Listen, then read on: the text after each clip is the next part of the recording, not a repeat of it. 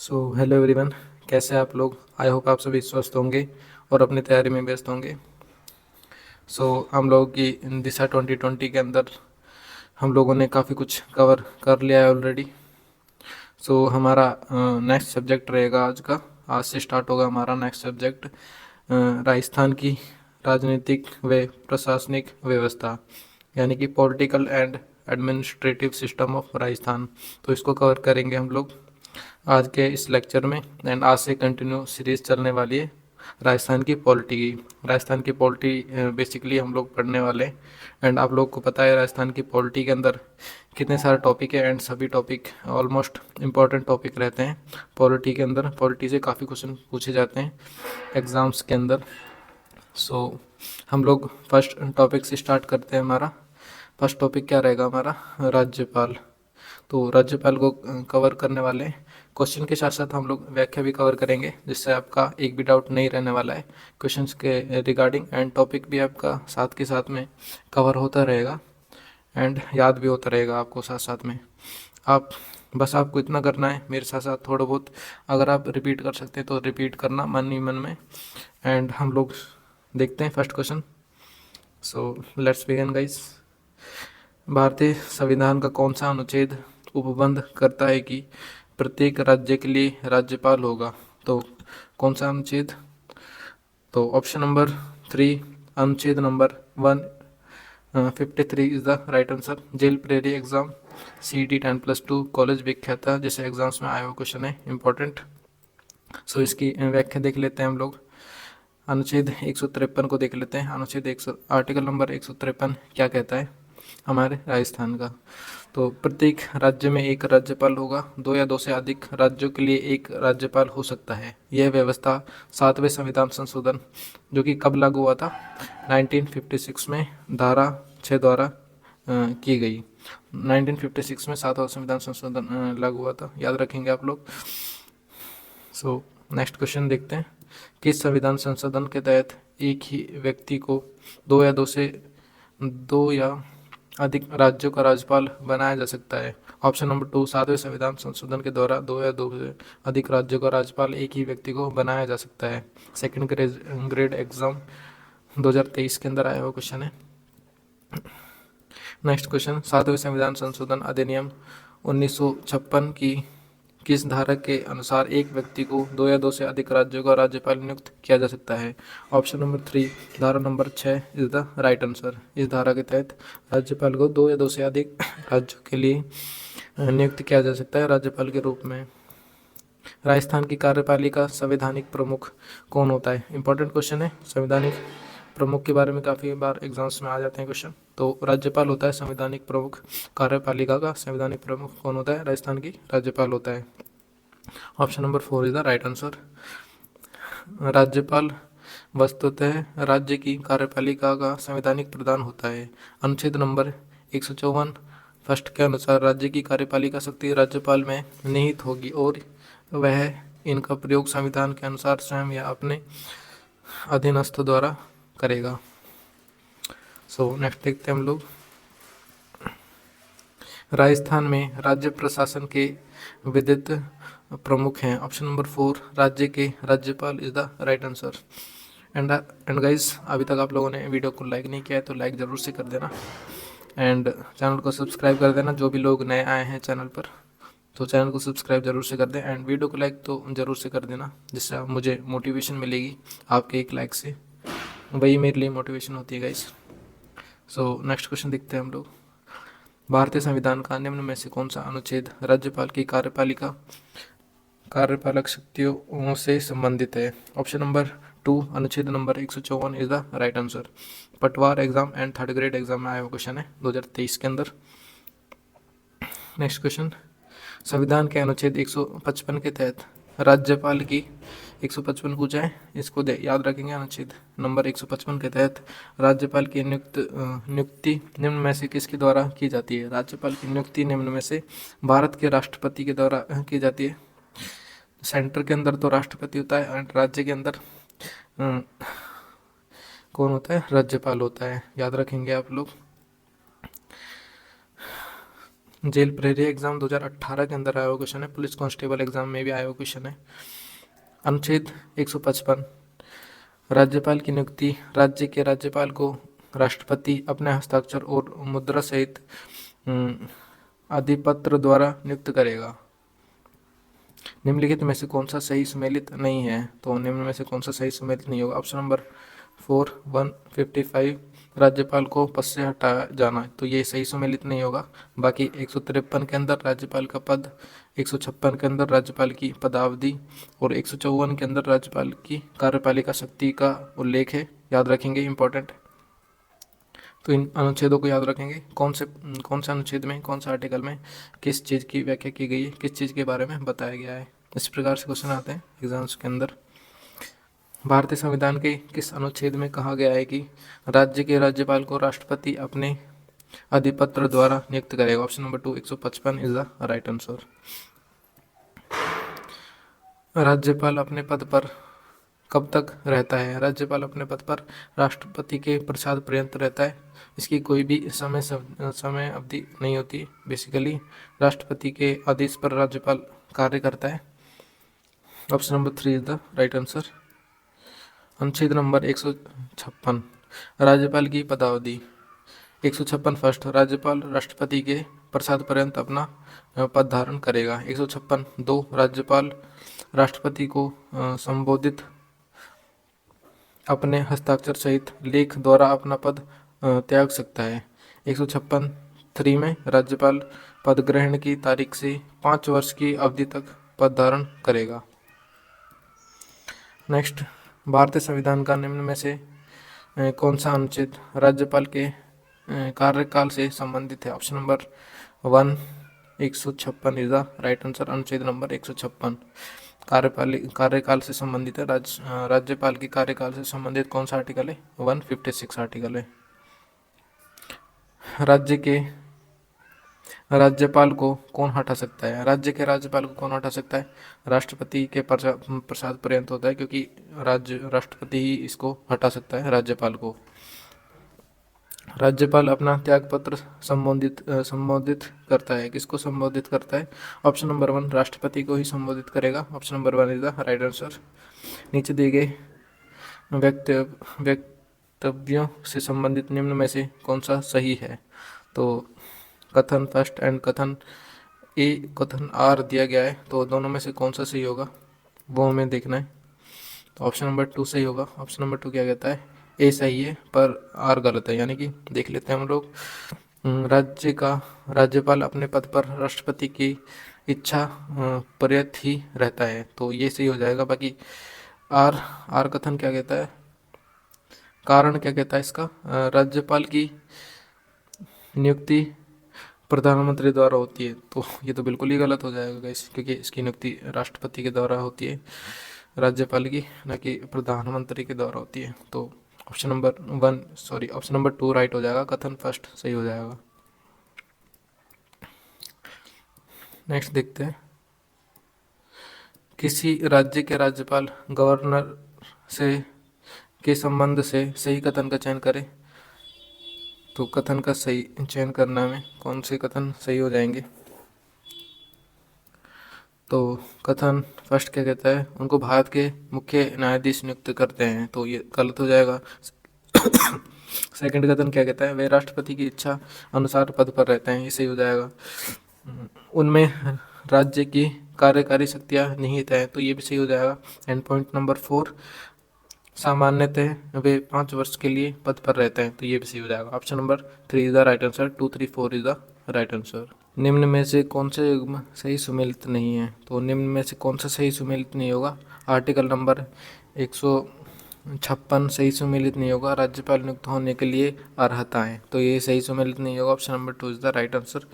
Next question देखते हैं, राज्यपाल पद पर नियुक्त होने के लिए योग्यताएं किस अनुच्छेद में दी गई है? इंपॉर्टेंट क्वेश्चन कि कौन सा अनुच्छेद में राज्यपाल बनने के लिए नियुक्तताएं दी गई हैं, नियुक्त होने के लिए योग्यताएं दी गई, कौन सा अनुच्छेद में? आर्टिकल नंबर 157 के अंदर ये योग्यताओं के बारे में चर्चा की गई है राज्यपाल की। 157 आर्टिकल को देख लेते हैं। राज्यपाल नियुक्त होने के लिए अर्हताएं कौन कौन सी। पॉइंट नंबर 1, वह भारत का नागरिक हो तथा सेकंड नंबर पॉइंट 35 वर्ष की आयु पूरी कर चुका हो।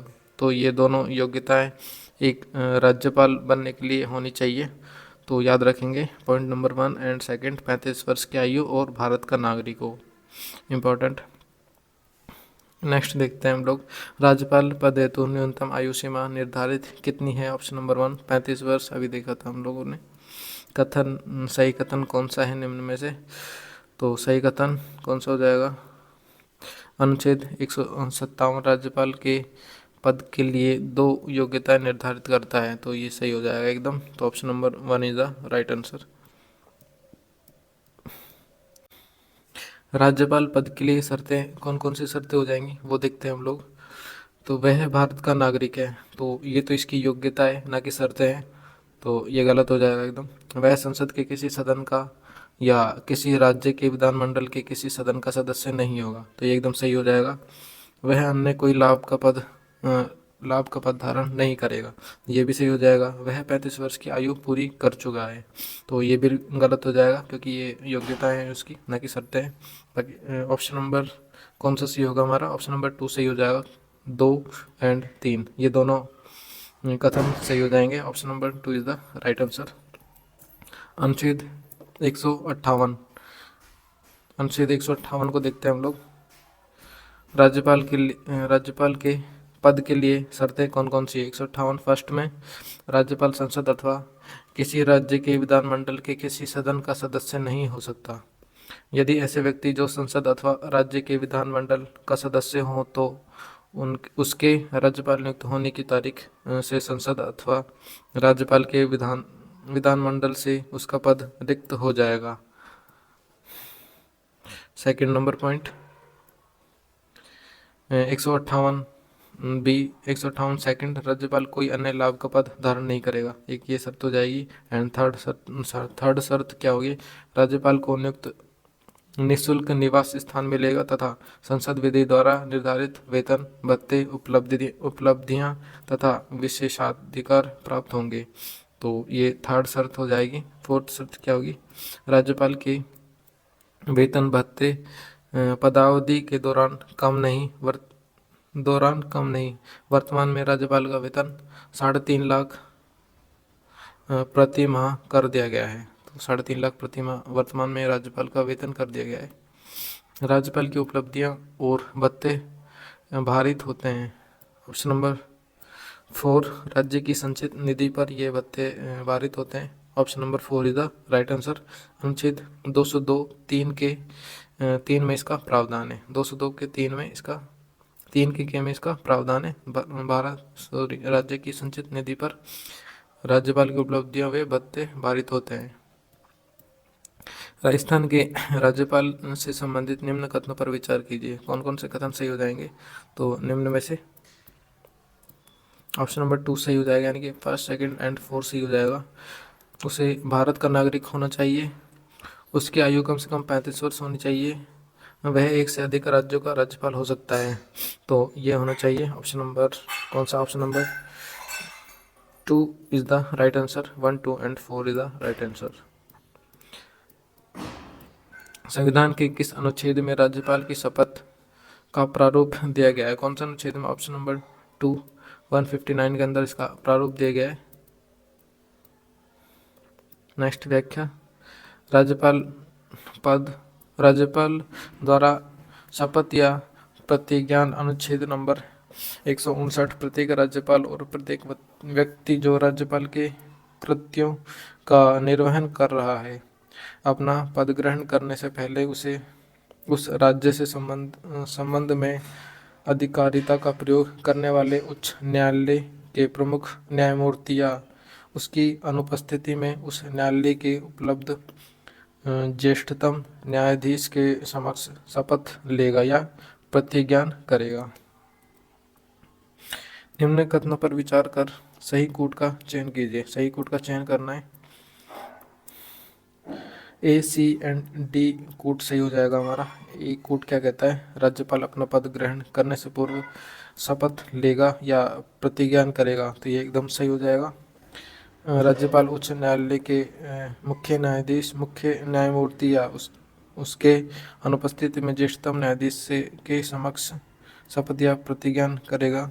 शपथ या प्रतिज्ञान की प्रक्रिया भारतीय संविधान के अनुच्छेद नंबर 159 में दी गई है। तो ऑप्शन नंबर 4 सही हो जाएगा हमारा। A, C and D is the right answer. संविधान की तीसरी अनुसूची में संघ के मंत्री, संसद व राज्य विधानमंडल के सदस्य, सर्वोच्च व उच्च न्यायालय के न्यायाधीश, नियंत्रक व महालेख परीक्षक, राज्य मंत्री, संसद एवं राज्य विधानमंडल के लिए निर्वाचन हेतु अभ्यर्थी के शपथ या प्रतिज्ञान के प्रारूप उल्लिखित है।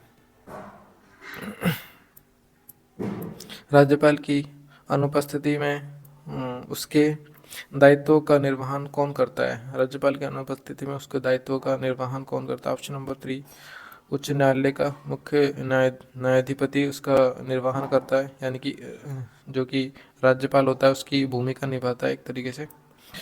Option number 3 is the right answer. राज्यपाल की अनुपस्थिति में उसके दायित्वों का निर्वहन उच्च न्यायालय का मुख्य न्यायाधिपति करता है।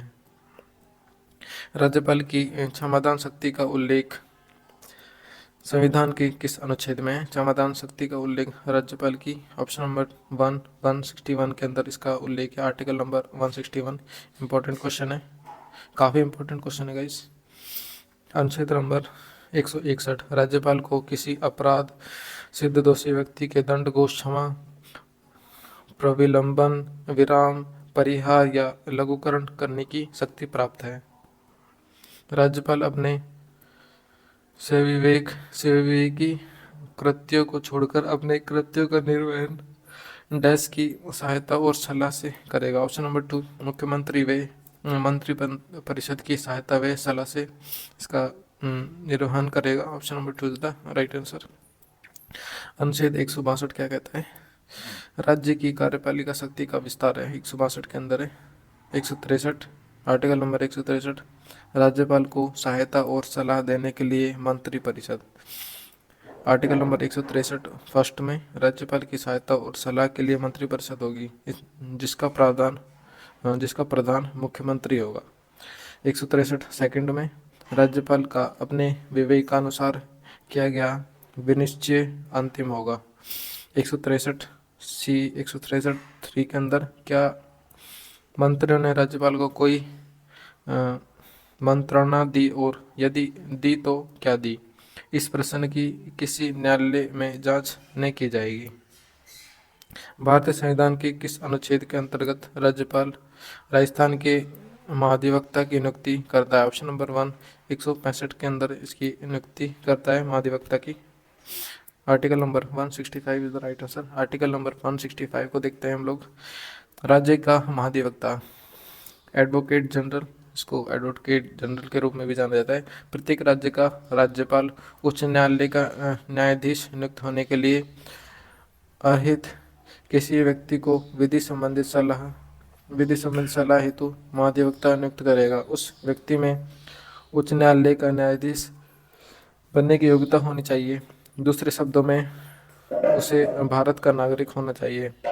उसे 10 वर्ष तक न्यायिक अधिकार का या उच्च न्यायालय में 10 वर्षों तक वकालत करने का अनुभव होना ही चाहिए। सेकंड नंबर पॉइंट क्या कहता है?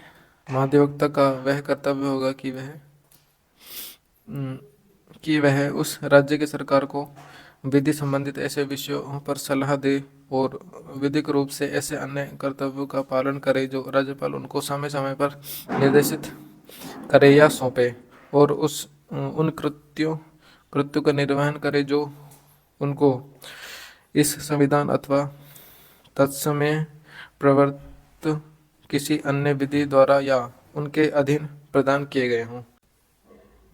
थर्ड नंबर पॉइंट क्या कहता है? महाधिवक्ता राज्यपाल के प्रसाद पर्यंत पद धारण करेगा और ऐसे पारिश्रमिक प्राप्त करेगा जो राज्यपाल अवधारित करे। इसका तात्पर्य है कि उस राज्यपाल द्वारा कभी भी हटाया जा सके। नेक्स्ट क्वेश्चन देखते हैं।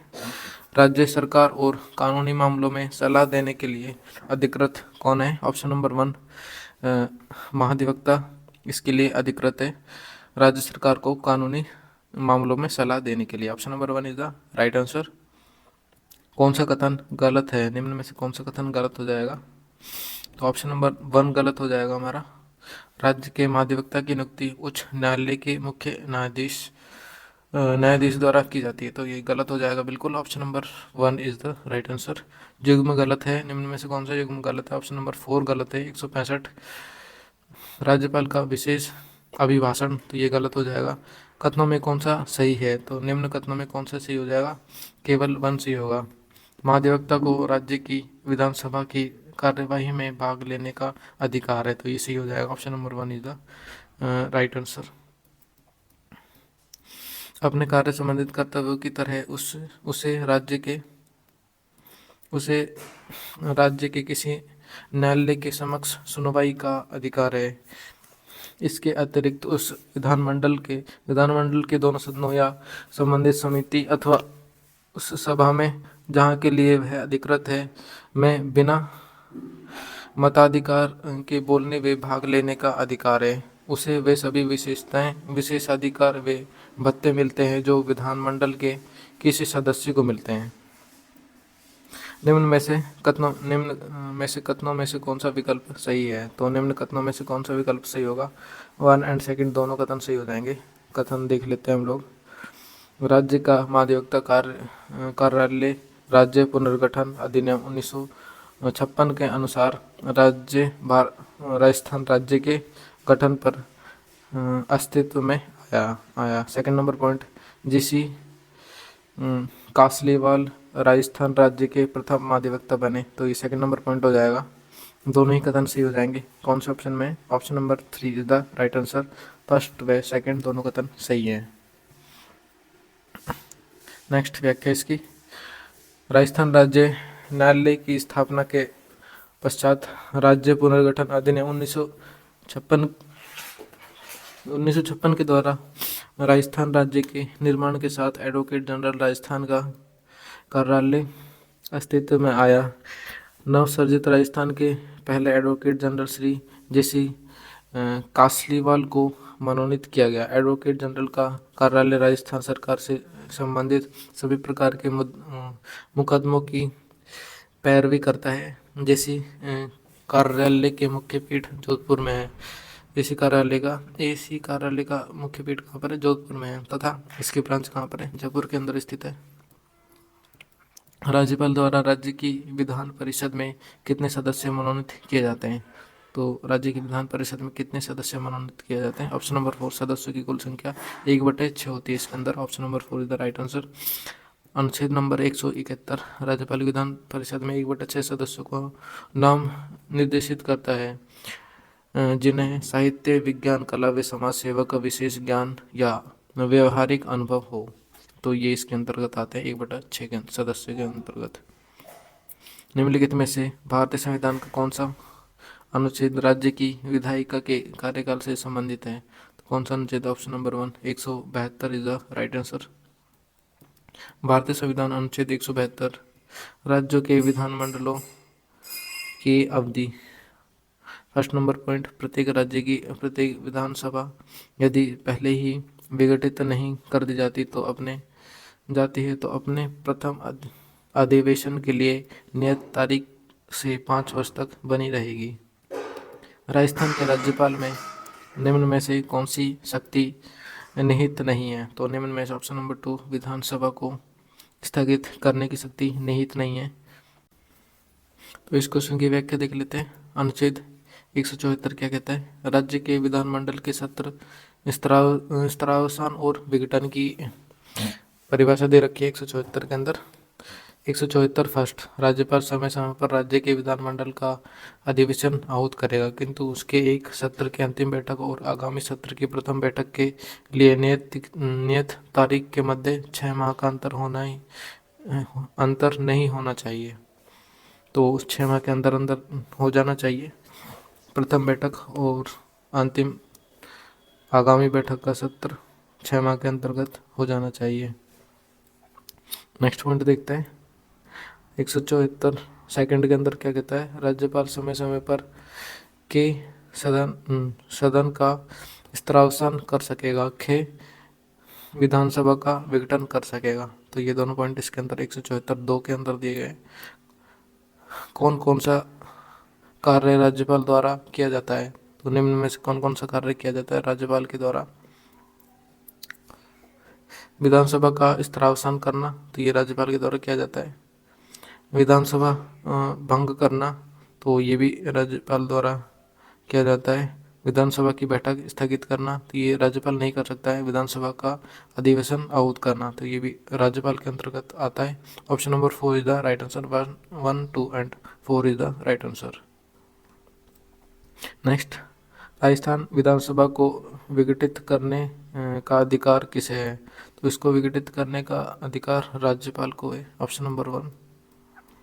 कौन सा अनुच्छेद राज्यपाल के विशेष अभिभाषण से संबंधित है, तो निम्न में से 176 अनुच्छेद इसके संबंधित है, अभिभाषण के संबंधित है। Option number 1 is the right answer. 175 अनुच्छेद को देख लेते हैं हम लोग। अनुच्छेद नंबर 175 क्या कहता है। सदन में अभिभाषण का और उसको संदेश भेजने का राज्यपाल का अधिकार। 176 के अंदर आर्टिकल नंबर 176, राज्य का विशेष अधिवेशन राज्यपाल राज्य विधान मंडलों में एक साथ समवेत अभिभाषण कर सकता है। निम्न में से कौन सा अनुच्छेद प्रावधान युग्म गलत है, कौन सा अनुच्छेद प्रावधान से सम्मिलित नहीं करता है, तो निम्न में से ऑप्शन नंबर 4 अनुच्छेद नंबर 165 राज्यपाल का विशेष अभिभाषण, ये गलत हो जाएगा। Option number 4 is the right answer. संविधान के कौन सा अनुच्छेद के तहत राजस्थान का महाधिवक्ता राजस्थान विधानसभा की कार्यवाही में भाग ले सकता है। Option number 4 177 is the right answer. अनुच्छेद 177 क्या कहता है। सदनों का सम्मान करते हुए मंत्रियों और महाधिवक्ता के अधिकार। किसी राज्य के लिए प्रत्येक मंत्री और महाधिवक्ता को बोलने का अधिकार होगा, और अन्यथा किसी राज्य की विधान परिषद दोनों सदनों के मामले में राज्य की विधानसभा की कार्यवाही में भाग लेने का अधिकार होगा और बोलने के लिए, और अन्यथा किसी कार्यवाही में भाग लेने के लिए विधानमंडल की किसी भी समिति जिसमें वह एक सदस्य नामित किया जा सकता है, लेकिन इस लेख के आधार पर वोट के हकदार नहीं होंगे। राजस्थान के राज्यपालों के केंद्र द्वारा नियुक्ति के प्रावधान को लिया गया है। ऑप्शन नंबर 1 कनाडा से लिया गया है नियुक्ति के प्रावधान को। Option number 1 is the right answer. Rajasthan में किस वर्ष राज्यपाल रिलीफ फंड स्थापना की गई, कौन से वर्ष में की गई है इसकी स्थापना। ऑप्शन नंबर 3 1973 के अंदर इसकी स्थापना की गई है। Option number 3 is the right answer. व्याख्या, समस्त वैधानिक प्रशासनिक प्रयोजना गवर्नर रिलीफ फंड का गठन 14 मार्च 1973 को किया गया। इस फंड के उद्देश्य अकाल व अभावग्रस्त क्षेत्रों में सहायता, प्राकृतिक आपदाओं तथा अग्निकांड, बाढ़ व दुर्घटना में सहायता, प्रदेश में महामारी, अतिवृष्टि, टिड्डी, ओलावृष्टि तथा अन्य आपदा क्षेत्रों में फसल नुकसान, औषधि एवं उपकरणों हेतु सहायता, माननीय राज्यपाल महादेव द्वारा अन्य जो भी कारण उचित समझे जहां तत्कालिक आवश्यक हो। कौन सा विकल्प सही है निम्न में से। ऑप्शन नंबर 3 1 एंड 2 दोनों सही हो जाएंगे। 1 एंड 2 कथन क्या कहते हैं। राज्यपाल यह घोषित करेगा कि वह विधेयक को राष्ट्रपति के विचार के लिए आरक्षित करता है। अनुच्छेद 200 के अंदर ऑप्शन नंबर 1 सही हो जाएगा, कथन से फर्स्ट सही हो जाएगा। सेकंड कथन, राष्ट्रपति राज्यपाल को यह निर्देश दे सकता है कि वह विधेयक को सदन को लौटा दे, अनुच्छेद नंबर 201 के अंदर। तो ये दोनों ही कथन सही हो जाएंगे। Option number 3 is the right answer. अनुच्छेद 200 क्या कहता है? अनुच्छेद 200 को और 201 को देखते हैं हम लोग। अनुच्छेद 200 विधेयकों पर अनुमति। जब कोई विधेयक राज्य की विधानसभा द्वारा या विधान परिषद वाले राज्य में विधानमंडल के दोनों सदनों द्वारा पारित कर दिया गया है, वह तब राज्यपाल के समक्ष प्रस्तुत किया जाएगा और राज्यपाल घोषित करेगा कि वह विधेयक पर अनुमति देता है या अनुमति रोक लेता है, अथवा वह विधेयक को राष्ट्रपति के विचार के लिए आरक्षित रखता है। तो ये इसके पास राइट्स होंगे राष्ट्रपति के पास कि वह क्या करे, वो उसकी मर्जी होगी। अनुच्छेद नंबर 201 के अंदर क्या होता है? 201 विचार के लिए आरक्षित विधेयक। जब कोई विधेयक राज्यपाल द्वारा राष्ट्रपति के विचार के लिए आरक्षित रख लिया जाता है, तब राष्ट्रपति घोषित करेगा कि वह विधेयक पर अनुमति देता है या अनुमति रोक लेता है। परंतु जहाँ विधेयक धन विधेयक नहीं है, वह राष्ट्रपति राज्यपाल को यह निर्देश दे सकता है कि वह विधेयक को यथास्थिति राज्य के विधानमंडल के सदन या सदनों को ऐसे संदेश के साथ जो अनुच्छेद नंबर 200 के पहले परंतुक में वर्णित है, लौटा दे। और जब कोई विधेयक इस प्रकार लौटा दिया जाता है, तब ऐसा संदेश मिलने की तारीख से 6 माह की अवधि के भीतर सदन या सदनों द्वारा उस पर तदनुसार पुनर्विचार किया जाएगा। यदि वह सदन या सदनों द्वारा संशोधन सहित या उसके बिना फिर से पारित कर दिया जाता है, तो उसे राष्ट्रपति के समक्ष उसके विचार के लिए फिर से प्रस्तुत किया जाएगा। तो ये इसकी पूरी प्रोसेस होती है। जब भी कोई विधेयक राष्ट्रपति के पास आता है, तो वो उसे क्या करता है क्या नहीं करता है, वो 200 और 201 के अंदर आप लोगों को जानने को मिला। नेक्स्ट क्वेश्चन देखते हैं। संविधान के किस अनुच्छेद के तहत राज्यपाल विधानमंडल द्वारा पारित किसी विधेयक को राष्ट्रपति की स्वीकृति हेतु सुरक्षित रख सकता है? ऑप्शन नंबर 3 200 के अंदर ये प्रावधान है। Option number 3 is the right answer. किस अनुच्छेद के तहत राज्यपाल द्वारा आरक्षित रखे गए विधेयकों पर राष्ट्रपति निर्णय लेता है? ऑप्शन नंबर 2 अनुच्छेद नंबर 201 के अंदर। संविधान के अनुच्छेदों में से किसमें यह उल्लेखित किया गया है कि किसी राज्य के राज्यपाल की पदावधि के दौरान उसके गिरफ्तारी या कारावास के लिए किसी अन्य न्यायालय से कोई आदेशिका नहीं निकाली जाएगी? ऑप्शन नंबर 4 361 के 3 के अंदर ये प्रावधान है। Option number 4 is the right answer. 361 article number देख लेते हैं। राष्ट्रपति, राज्यपालों और राज प्रमुखों का संरक्षण इसके अंतर्गत है। 361 फर्स्ट में सेकंड में राष्ट्रपति या किसी राज्य के राज्यपाल के विरुद्ध उसकी पदावधि के दौरान किसी न्यायालय में किसी भी प्रकार की दंडित कार्रवाई संस्थित नहीं की जाएगी या चालू नहीं रखी जाएगी। अनुच्छेद 361 के 3 में राष्ट्रपति या किसी राज्य के राज्यपाल की पदावधि के दौरान उसकी गिरफ्तारी या कारावास के लिए किसी न्यायालय से कोई आदेशिका निकाली नहीं जाएगी। ये 361 के 3 के अंदर है। विधानमंडल द्वारा पारित विधेयक को भारत के राष्ट्रपति के द्वारा पुनः विचार के लिए राज्यपाल द्वारा आरक्षित रखने की शक्ति के बारे में सही कथनों का विचार कीजिए। तो सही कथन बताना में निम्न में से फर्स्ट ABCD चारों ही सही हो जाएंगे। तो कथन देख लेते हैं हम लोग। यदि यह राजनीति निर्देशक तत्वों के परोक्ष रूप के विरुद्ध हो, तो ये सही हो जाएगा। यदि राज्य विधानमंडल द्वारा पारित विधेयक राष्ट्रपति महत्व का हो, ये भी सही हो जाएगा। यदि यह उच्च न्यायालय की किसी स्थिति को खतरे में डालता हो, तो ये भी सही हो जाएगा। यदि विधेयक भारत के संविधान के अनुच्छेद 31 के 3 के तहत संपत्ति के अनिवार्य अधिग्रहण से संबंधित हो, तो ये भी सही हो जाएगा। यानी कि option number 4 is the right answer. ABCD is the right answer. चारों ही कथन सही हो जाएंगे इसके अंदर। एक बार व्याख्या में देख लेते हैं इसके अच्छे से। विधेयक को राष्ट्रपति के विचारार्थ भेजने के संबंध में राज्य विधानमंडल द्वारा प्रस्तुत किसी विधेयक को अनुच्छेद 200 के अंतर्गत राष्ट्रपति के विचारार्थ आरक्षित रखने की शक्ति राज्यपाल के व विवेक के अधीन है।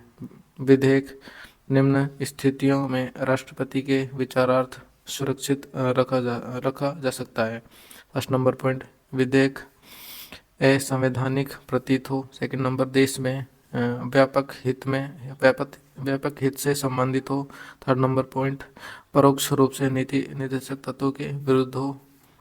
फोर्थ नंबर पॉइंट, राष्ट्रीय महत्व का हो। फिफ्थ नंबर पॉइंट, उच्च न्यायालय की स्थिति को खतरे में डालता हो।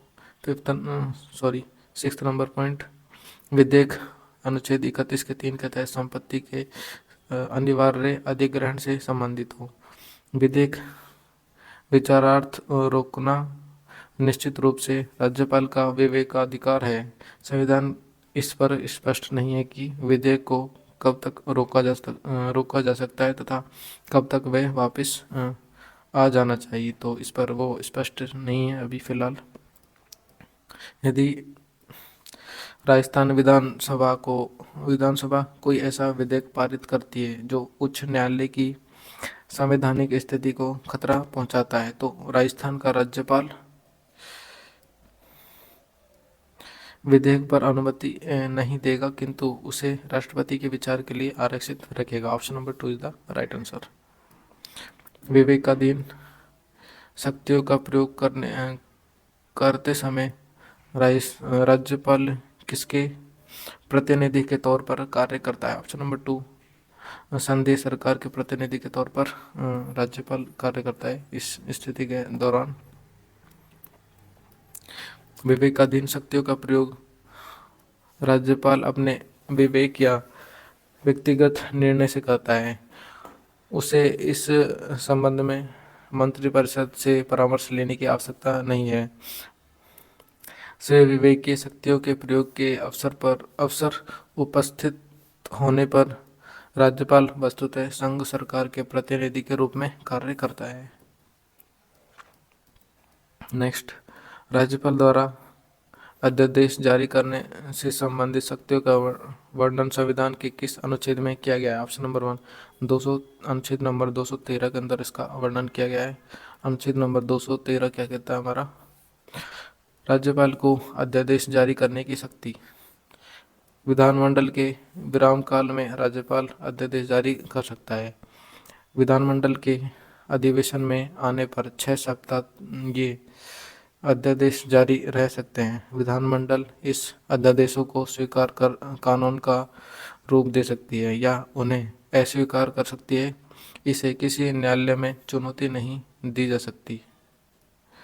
अनुच्छेद 213 के तहत राज्यपाल को निम्न में से कौन सी शक्ति प्राप्त है? निम्न में से राज्यपाल को अध्यादेश जारी करने की शक्ति प्राप्त है 213 के अंदर। अनुच्छेद नंबर 213 के अधीन अध्यादेश प्रख्यापित करना राज्यपाल का ही क्या है? ऑप्शन नंबर 4 शक्ति है। राज्यपाल द्वारा जारी अध्यादेश को राज्य विधानमंडल का सत्र प्रारंभ होने के कितने समय तक विधानमंडल में रखा जाना अनिवार्य है, अन्यथा यह निष्प्रभावी हो जाएगी? ऑप्शन नंबर 1, 6 सप्ताह का टाइम दिया जाता है इसके अंतर्गत। Option number 1 is the right answer. राज्यपाल द्वारा प्रख्यापित अध्यादेश की मंजूरी आवश्यक है। ऑप्शन नंबर 2, राज्य विधानमंडल द्वारा ये आवश्यक है। Option number 2 is the right answer. Second grade में 2 बार आया हुआ क्वेश्चन है, 2023 में एंड 2017 के अंदर आया हुआ क्वेश्चन है, इम्पोर्टेंट। क्या राज्यपाल राज्य के विधानमंडल के सत्र में रहने के दौरान अध्यादेश जारी कर सकता है? ऑप्शन नंबर 1, नहीं कर सकता है, सुमेलित नहीं है। तो निम्न में से कौन सा सुमेलित नहीं होगा? विधानमंडल के विश्रांति काल में अध्यादेश प्रख्यापित करने की राज्यपाल की शक्ति अनुच्छेद नंबर 223 के अंदर, तो ये गलत हो जाएगा। Option number 4 is the right answer. संविधान के किस अनुच्छेद में राज्यपाल को विधानसभा में एंग्लो इंडियन समुदाय के सदस्य को नियुक्त करने का अधिकार है? ऑप्शन नंबर 3, 333 के अंदर इनको नियुक्त करने का अधिकार है। Option number 3 is the right answer. अनुच्छेद 333 के तहत दिया गया उपयुक्त प्रावधान वर्तमान में समाप्त कर दिया गया है। अनुच्छेद 356 के तहत राज्य में आपातकाल लागू होने पर राज्य का शासन किसके नियंत्रण में होता है। ऑप्शन नंबर 3 राज्यपाल के नियंत्रण में होता है। इंपॉर्टेंट क्वेश्चन है गाइस, तो राज्यपाल याद रखना। राज्यपाल को यदि लगता है कि राज्य का प्रशासन संविधान के उपबंधों के अनुसार नहीं चलाया जा सकता तो वह राष्ट्रपति को राज्य के संवैधानिक तंत्र की विफलता के संबंध में रिपोर्ट भेजता है। केंद्र सरकार द्वारा राज्यपाल की रिपोर्ट के आधार पर अनुच्छेद 356 के अंतर्गत राज्य में राष्ट्रपति शासन लागू किया जा सकता है। राष्ट्रपति शासन लागू होने की स्थिति में राज्यपाल राष्ट्रपति के प्रतिनिधि के रूप में राज्य के शासन का संचालन करता है। कितने न्यूनतम सदस्यों के पक्ष में होने पर ही राजस्थान विधानसभा में मंत्रिपरिषद में ऐसे अविश्वास प्रस्ताव पर चर्चा हो सकती है। Option number 3 40 is the right answer. सदस्यों की समग्र संख्या का कम से कम 5वें भाग पक्ष में होने पर ही राजस्थान विधानसभा में मंत्रिपरिषद में अविश्वास प्रस्ताव पर चर्चा हो सकती है। नेक्स्ट क्वेश्चन, राज्य महाधिवक्ता व राज्य लोक सेवा आयोग अध्यक्ष व सदस्यों की नियुक्ति कौन करता है। ऑप्शन नंबर 2 राज्यपाल इनकी नियुक्ति करता है। कौन किस की? महाधिवक्ता व राज्य लोक सेवा आयोग के अध्यक्ष व सदस्यों की नियुक्ति राज्यपाल द्वारा होती है। राज्यपाल राज्य महाधिवक्ता राज्य लोक सेवा आयोग के अध्यक्ष और सदस्यों राज्य निर्वाचन आयुक्त व राज्य वित्त आयोग अध्यक्ष की नियुक्ति करता है तथा इसके अलावा राज्य पोषित विश्वविद्यालय के कुलपति अन्य आयोग के अध्यक्ष व सदस्यों की नियुक्ति भी राज्यपाल ही करता है। याद रखेंगे राज्यपाल के बारे में, याद रखेंगे। कई बार क्वेश्चन आता है इस प्रकार से कि किसकी नियुक्ति, महाधिवक्ता की नियुक्ति कौन करता है, राज्य लोक सेवा आयोग के अध्यक्ष की नियुक्ति कौन करता है, राज्य निर्वाचन आयुक्त के राज्य वित्त आयोग के अध्यक्ष की नियुक्ति कौन करता है। तो कौन करता है इन सब की नियुक्ति? राज्यपाल ही करता है, याद रखेंगे। निम्नलिखित में से किसकी नियुक्ति राज्यपाल द्वारा नहीं की जाती है। तो निम्न में से किसकी नियुक्ति नहीं की जाती है? राज्य पुलिस महानिदेशक की नियुक्ति राज्यपाल के द्वारा नहीं की जा सकती है, बाकी राज्य मंत्रिपरिषद, राज्य लोक सेवा आयोग के सदस्यों और राज्य महाधिवक्ता की नियुक्ति राज्यपाल के द्वारा ही की जाती है। Option number 4 is the right answer. राज्य के निम्नलिखित में से कौन सा संवैधानिक पदाधिकारी राज्यपाल द्वारा नियुक्त किए जाते हैं लेकिन उन्हें राज्यपाल द्वारा उसके पद से नहीं हटाया जा सकता। तो option number 2 and 3 is the right answer. राज्य निर्वाचन आयुक्त और राज्य लोक सेवा आयोग के सदस्य। Option number 2 is the right answer. कौन राजस्थान के राज्यपाल के द्वारा नियुक्त नहीं किए जाते हैं। तो निम्न में से कौन नहीं किया जाता है? ऑप्शन नंबर 2 राज्य उच्च न्यायालय के न्यायाधीश राज्यपाल के द्वारा नियुक्त नहीं किए जाते हैं। Option number 2 is the right answer. Governor द्वारा कौन चुना जाता है? गवर्नर किसको चुनता है? ऑप्शन नंबर 4 सभी को चुनता है। राज्य चुनाव आयुक्त को गवर्नर द्वारा चुना जाता है, लोक सेवा आयोग के सदस्यों को भी गवर्नर द्वारा चुना जाता है और राज्य अटॉर्नी जनरल को भी गवर्नर द्वारा ही चुना जाता है। इंपॉर्टेंट क्वेश्चन है, याद रखना। Option number 4 is the right answer. MM Punchhi आयोग ने किसके द्वारा राज्यपाल पर महाभियोग के प्रावधान की सिफारिश की है। तो किसके द्वारा राज्यपाल महाभियोग की सिफारिश की? ऑप्शन नंबर 1 राज्य विधानमंडल के द्वारा इसकी सिफारिश की है। MM पुंछी आयोग ने राज्यपालों के लिए 5 वर्ष के एक निश्चित कार्यकाल की तथा राज्य विधानमंडल द्वारा राज्यपाल पर महाभियोग लगाने के प्रावधान की सिफारिश की है। नेक्स्ट क्वेश्चन, निम्न में से कौन सा कथन राजस्थान के राज्यपाल के संबंध में असत्य है। तो निम्न में से कौन सा कथन असत्य है? ऑप्शन नंबर 4 ही असत्य हो जाएगा। राज्यपाल सचिवालय के प्रमुख राज्यपाल का सचिव होता है और किसी राज्य प्रशासनिक सेवा का अधिकार होता है, तो ये गलत हो जाएगा। Option number 4 is the right answer. राज्यपाल सचिवालय का प्रमुख राज्यपाल का सचिव होता है, जो कि भारतीय प्रशासनिक सेवा का अधिकारी होता है। तो इम्पोर्टेंट व्याख्या, नवीन प्रोटोकॉल के अंतर्गत अब राजस्थान के राज्यपाल को निम्नलिखित अभिवादन से संबोधित किया जाता है। तो किससे संबोधित किया जाता है? ऑप्शन नंबर 1 ऑनरेबल, ऑनरेबल अंग्रेजी में तथा माननीय राज्यपाल अथवा राज्यपाल महोदय हिंदी में इसके द्वारा अनुमोदित किया जाता है, यानी कि संबोधित किया जाता है राज्यपाल को। Option number 1 is the right answer. Next व्याख्या, राजस्थान और उत्तर प्रदेश के राज्यपाल राम नाईक ने राज्य में प्रोटोकॉल की वर्तमान व्यवस्था में संशोधन किया है। राज्यपाल सचिवालय से 26 अगस्त 2014 को जारी अथवा आदेशों के अनुसार राज्य समारोह महानुभावों से होने वाले परंपर वार्तालाप और सशक्तिय शासकीय टिप्पणों में हिज एक्सीलेंसी यानी महामहिम शब्द का प्रयोग नहीं किया जाएगा। ऐसे अवसरों पर हिंदी में माननीय राज्यपाल अथवा राज्यपाल महोदय का प्रयोग होगा। अंग्रेजी में ऑनरेबल गवर्नर यानी कि ऑनरेबल गवर्नर संबोधित किया जाएगा। साथ ही राज्यपाल के नाम से पूर्व श्रीमती या सुश्री का प्रयोग किया जाएगा। कौन सा पद राजस्थान के राज्यपाल द्वारा सुशोभित नहीं होता? ऑप्शन नंबर 4 अध्यक्ष, अरावली प्रबंध board. Option number 4 is the right answer. Rajasthan के राज्यपाल विधानसभा द्वारा पारित विविध प्रावधानों व कृत्यों के अनुसार निम्न अतिरिक्त जिम्मेदारी रखते हैं। कौन कौन सी जिम्मेदारी रखते हैं? पॉइंट नंबर 1 अध्यक्ष राज्य सैनिक board Rajasthan. Second number point, Rajasthan के पूर्व सैनिकों के हित लाभों के लिए समेकित निधि की प्रबंधन व समिति के अध्यक्ष। नेक्स्ट पॉइंट, अध्यक्ष पश्चिमी क्षेत्र संस्कृति केंद्र उत्तर प्रदेश। नेक्स्ट पॉइंट, संरक्षण स्काउट और गाइड राजस्थान। नेक्स्ट पॉइंट, अध्यक्ष भारतीय red cross society Rajasthan. State branch Rajasthan के विश्वविद्यालयों का कुलपति। इन सभी को याद रखना आप लोग, इन सभी की जिम्मेदारी रखते हैं।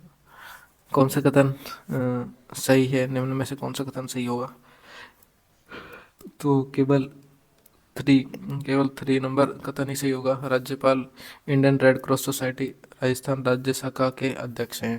तो ऑप्शन नंबर 3 कथन 3 सही हो जाएगा।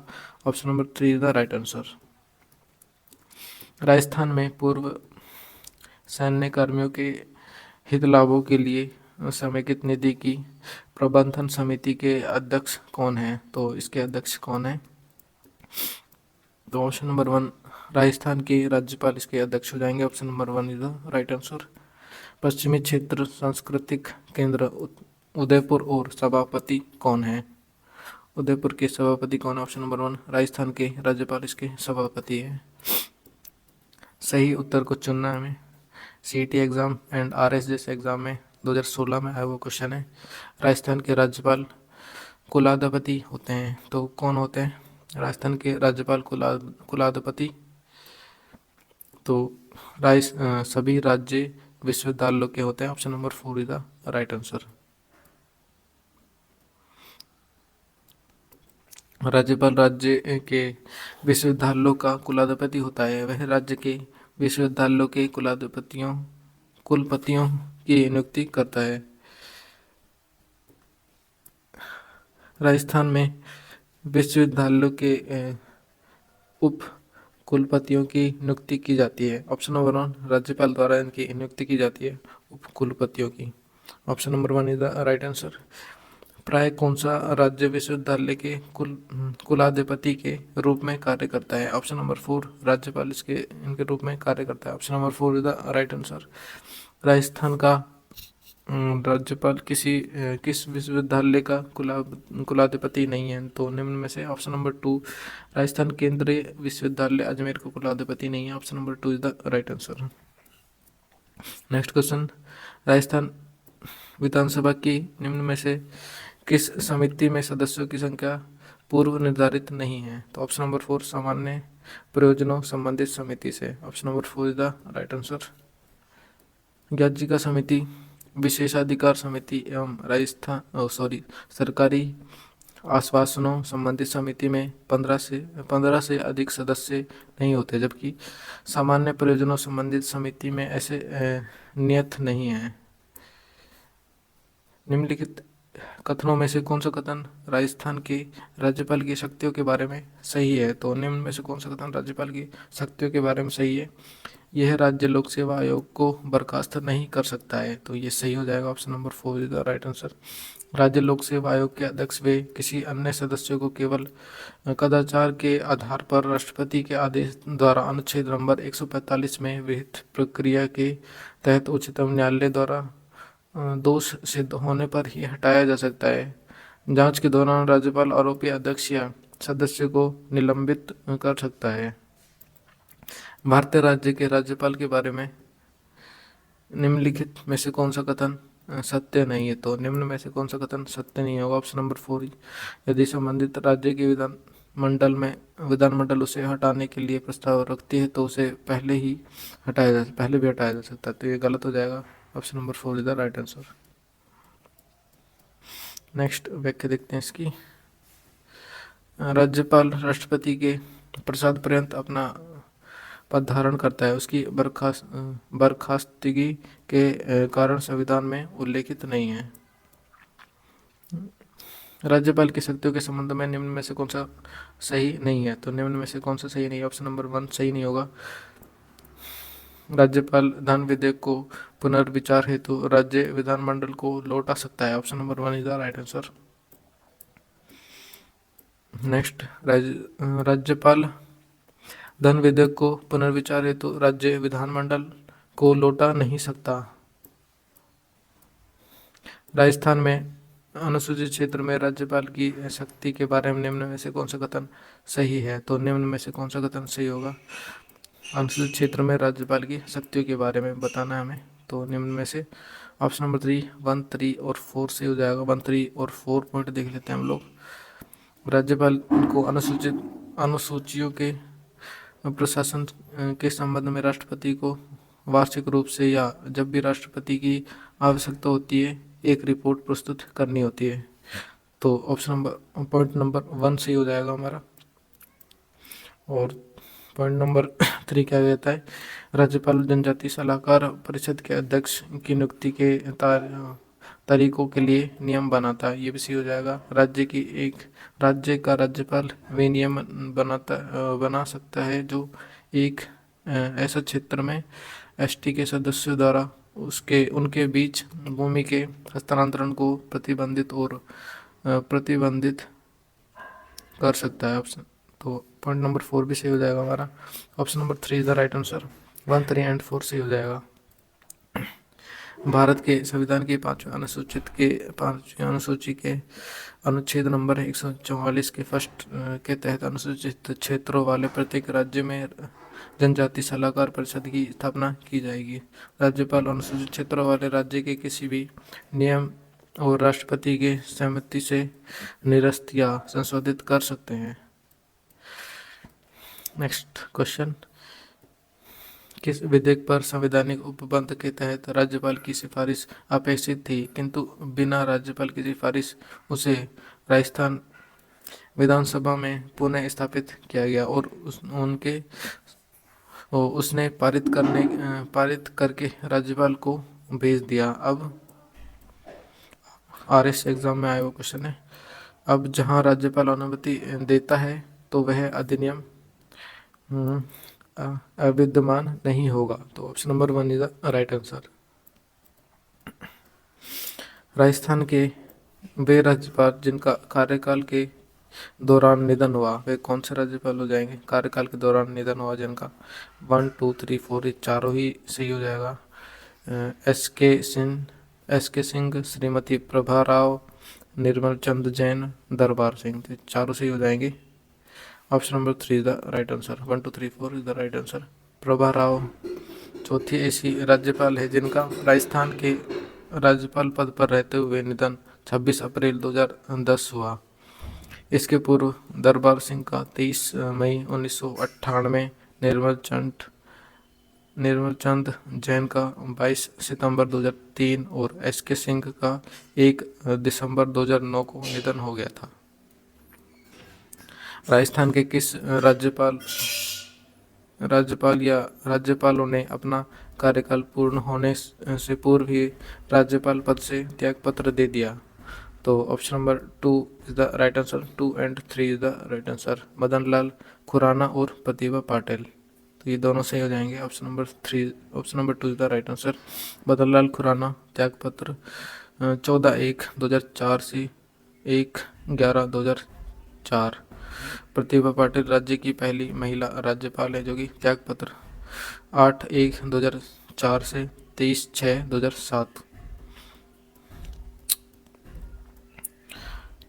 निम्न में से राजस्थान राज्य की प्रथम महिला राज्यपाल गवर्नर कौन थी? इंपॉर्टेंट क्वेश्चन है। राजस्थान राज्य की प्रथम महिला राज्यपाल गवर्नर कौन थी? Option number 2 Pratibha Patil is the right answer. सीटी ग्रेजुएशन में आया हुआ क्वेश्चन 2024 के अंदर लेटेस्ट। निम्न में से कौन कभी भी राजस्थान के कार्यकारी राज्यपाल नहीं रहे? ऑप्शन नंबर 4 अंशुमान सिंह राज्यपाल नहीं रहे कभी भी। जगत नारायण कार्यवाहक 20/11/1970 से 23/12/1970 तक इनका कार्यकाल रहा। जगत नारायण का वेदपाल त्यागी कार्यवाहक थे, ये भी इनका कार्यकाल 1977 से 1977 तक ये रहा, 15/2 से 15/5 तक। के डी शर्मा कार्यवाहक थे, ये इनका कार्यकाल 8/8/1981 से 5/3/1982 तक इनका कार्यकाल रहा। श्री अंशुमन सिंह 16/1/1999 से 13/5/2003 तक इनका कार्यकाल रहा है। निम्न में से किसने राजस्थान में कार्यवाहक राज्यपाल या अतिरिक्त प्रभार वाले राज्यपाल के रूप में कार्य नहीं किया? ऑप्शन नंबर 4 श्री सुखदेव प्रसाद ने कार्य नहीं किया। Option number 4 is the right answer. DP Gupta कार्यवाहक 1/11/1985 से 19/9/1985 तक इनका कार्यकाल रहा। सुखदेव प्रसाद 20/2/1989 से 2/2/1990 तक इनका कार्यकाल रहा। मलाप चंद जैन कार्यवाहक थे, इनका कार्यकाल 3/2/1990 से 13/2/1990 तक इनका कार्यकाल रहा। स्वरूप सिंह अति प्रभार 26/8/1991 से 4/2/1992 तक इनका कार्यकाल रहा। धनिकलाल मंडल अति प्रभार 13/3/1993 से 29/6/1993 तक इनका कार्यकाल रहा। निम्नांकित में से किसे सबसे पहले राजस्थान के राज्यपाल का अतिरिक्त कार्यभार दिया गया? तो निम्नांकित में से स्वरूप सिंह को यह कार्यभार दिया गया है। Option number 4 is the right answer. Rajasthan में जब पहली बार राष्ट्रपति शासन लगाया गया, राज्य के राज्यपाल कौन थे? ऑप्शन नंबर 3 संपूर्णानंद राजस्थान राज्य के राज्यपाल रहे थे उस टाइम पर। Option number 3 the right answer and important question. Option number 3 the right answer. Next इसकी व्याख्या। चुनाव में दुविधापूर्ण स्थिति, अस्पष्ट बहुमत के परिणाम स्वरूप सर्वप्रथम राष्ट्रपति शासन 13 मार्च 1967 से 26 अप्रैल 1967 लागू। डॉक्टर संपूर्णानंद के कार्यकाल 16/6/1962 से 15/4/1967 के दौरान 13 मार्च 1967 राजस्थान में प्रथम बार राष्ट्रपति शासन लागू किया गया। तो सरदार हुकुम सिंह के कार्यकाल 16/4/1967 से 19/11/1970 में 26 अप्रैल 1967 तक रहा। राजस्थान में पहली बार राष्ट्रपति शासन अनुच्छेद नंबर 356 के तहत कब लागू किया गया? ऑप्शन नंबर 3 13 मार्च 1967 को लागू किया गया। Option number 3 the right answer निम्नलिखित वाक्यों में से सही है, तो निम्नलिखित वाक्यों में से कौन सा सही कथन हो जाएगा? ऑप्शन नंबर 2 केवल वन कथन ही सही होगा। वन कथन क्या कहता है? राजस्थान में पहला राष्ट्रपति शासन 13/3/1967 से 26/4/1967 तक लागू रहा है। तो ऑप्शन नंबर कथन number 1 is the right answer, यानी कि option number 2 is the right answer. Rajasthan में लागू कौन सा राष्ट्रपति शासन का कार्यकाल सबसे लंबा रहा है? ऑप्शन नंबर 4 चौथा is the right answer. Fourth number का कार्यकाल है जो कि सबसे लंबा रहा है राष्ट्रपति शासन के रूप में। चौथा राष्ट्रपति शासन का कार्यकाल सर्वाधिक लंबा 15 दिसंबर 1992 से 3 दिसंबर 1993 तक रहा है। तत्कालिक राजस्थान एम चन्ना रेड्डी 5/2/1992 से 30/5/1993। बलिराम भगत। राजस्थान में अंतिम राष्ट्रपति शासन की अवधि क्या थी? अंतिम राष्ट्रपति शासन की अवधि राजस्थान के अंदर 15 दिसंबर 1992 से 3 दिसंबर 1993 तक थी। राजस्थान में आखिरी बार जब राष्ट्रपति शासन लगाया गया यहाँ के राज्यपाल कौन थे? आखिरी बार जब लगाया था यहाँ के राज्यपाल कौन थे? ऑप्शन नंबर 2 एम चन्ना रेड्डी यहाँ के राज्यपाल थे। कॉलेज व्याख्या था एग्जाम में 2016 के अंदर आया हुआ क्वेश्चन। राजस्थान के निम्न राज्यपालों में से कौन लोकसभा अध्यक्ष भी रहे हैं? ऑप्शन नंबर 1 बलिराम सिंह लोकसभा अध्यक्ष भी रहे हैं राज्यपालों में से। 30/6/1993 से 30/4/1998 तक राजस्थान के राज्यपाल रहे श्री बलराम भगत लोकसभा अध्यक्ष भी रहे हैं। राजस्थान राज्य कल्याण सिंह की नियुक्ति के पूर्व कौन कार्यवाहक राज्यपाल थे? ऑप्शन नंबर 2 राम नायक कार्यवाहक राज्यपाल थे। कल्याण सिंह की नियुक्ति के पूर्व उत्तर प्रदेश के राज्यपाल राम नायक को राजस्थान का अतिरिक्त प्रभार 8/8/2014 से 3/9/2014 दिया गया। राजस्थान के निम्नलिखित राज्यपालों में से कौन सा हिंदुस्तान एरोनॉटिक्स लिमिटेड के अध्यक्ष रह चुके हैं? Option number 1 OP Mehra is the right answer. ये हिंदुस्तान एरोनॉटिक्स लिमिटेड के अध्यक्ष भी रह चुके हैं। Air chief marshal OP Mehra 6 मार्च 1982 से 4 जनवरी 1985 तक, 1 फरवरी 1985 से 3 नवंबर 1985 तक, ये लगभग 2.5 वर्ष तक हिंदुस्तान एरोनॉटिक्स लिमिटेड के अध्यक्ष रहे तथा भारतीय ओलंपिक संघ के अध्यक्ष भी रहे हैं। राजस्थान के निम्नलिखित राज्यपालों में कौन सा भारत के एयर चीफ मार्शल भी रह चुके हैं? Option number 2 OP Mehra is the right answer. Rajasthan के प्रथम राज्यपाल कौन थे? Important and easy question. Shri Gurmukh Nihal Singh Rajasthan के प्रथम राज्यपाल रह चुके हैं। Option number 3 is the right answer. Rajasthan Raj Bhavan की वेबसाइट पर उपलब्ध रिकॉर्ड में गुरमुख निहाल सिंह नियुक्ति की तिथि 1 नवंबर 1956 रही है।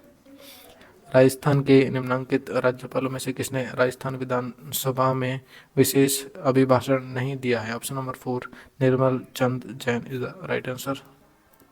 निर्मल चंद जैन 14/5/2003 को राजस्थान के 14वें राज्यपाल का पद ग्रहण किया और राजस्थान विधानसभा में विशेष अभिभाषण होने से पूर्व ही इनका राज्यपाल के पद पर रहते हुए 22/9/2003 को जयपुर में आकस्मिक निधन हो गया।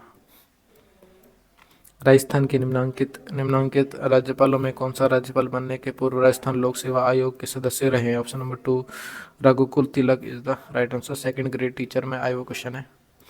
1958 से 60 तक राजस्थान लोक सेवा आयोग के सदस्य रहे रघुकुल तिलक 12/5/1977 से 8/8/1981 तक राजस्थान की राज्यपाल रहे हैं। गाइस वीडियो को लाइक ज़रूर से कर देना। गोल लाइक रखते हैं हम लोग 20 लाइक का गोल रखते हैं लाइक्स का। आप लोग 20 लाइक ज़रूर से करा दें, छोटा ही हमारा टारगेट है, 20 लाइक करा देना आप लोग। तो नेक्स्ट क्वेश्चन देख लेते हैं हम लोग। 1956 के उपरांत किसने अन्य राज्यों के राज्यपालों को राजस्थान के राज्यपाल का अतिरिक्त प्रभार दिया गया। ऑप्शन नंबर 3 7 राज्य is the right answer. Rajasthan के अतिरिक्त प्रभार राज्यपाल 8 स्वरूप सिंह गुजरात, धनिकलाल मंडल हरियाणा, कैलाशपति मिश्रा गुजरात, टीवी राजेश्वर राव उत्तर प्रदेश, AR किदवई हरियाणा, प्रभाराव हिमाचल प्रदेश, शिवराज पाटिल पंजाब, राम नाइक उत्तर प्रदेश।